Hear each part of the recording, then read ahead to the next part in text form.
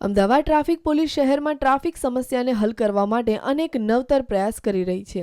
ત્યારે હવે પોલીસે વધુ 2 પ્રોજેક્ટને હાથ પર લીધા છે, જેને પણ નજીકના ભવિષ્યમાં અમલમાં લાવશે। જો હવે તમે ટ્રાફિકનું પાલન નહીં કરો તો તમારી ખેર નથી। જો સિગ્નલ તોડીને ભાગશો તો પણ તમારે ભરવો પડશે દંડ। અમદાવાદ ટ્રાફિક પોલીસ હવે સ્પીડ ગન વસાવવા જઈ રહી છે, જેના દ્વારા કોઈપણ વાહનની સ્પીડ માપી શકાશે અને જો તમે વધુ સ્પીડમાં તમારું વાહન ચલાવી રહ્યા હશો તો તમને દંડ કરવામાં આવશે। વિસ્તાર પ્રમાણે એક સ્પીડ લિમિટ આપેલી હોય છે અને વાહન ચાલકે એ જ સ્પીડમાં વાહન ચલાવવાનું હોય છે, પરંતુ ઘણા વાહન ચાલકો વધુ સ્પીડમાં પોતાનું વાહન ચલાવતા હોય છે, જેથી અકસ્માત થવાની શક્યતા રહેલી હોય છે અને ઘણી વખત નિર્દોષ લોકોના જીવ પણ જોખમમાં આવી જતા હોય છે અને ટ્રાફિકમાં પણ નડતરરૂપ થતું હોય છે, જેને નિવારવા માટે ટ્રાફિક પોલીસ સ્પીડ ગન લાવશે અને તેના દ્વારા જો કોઈ પણ વાહન વધુ સ્પીડમાં જઈ રહ્યું હશે તો તુરંત જ તેને રોકીને દંડ કરવામાં આવશે।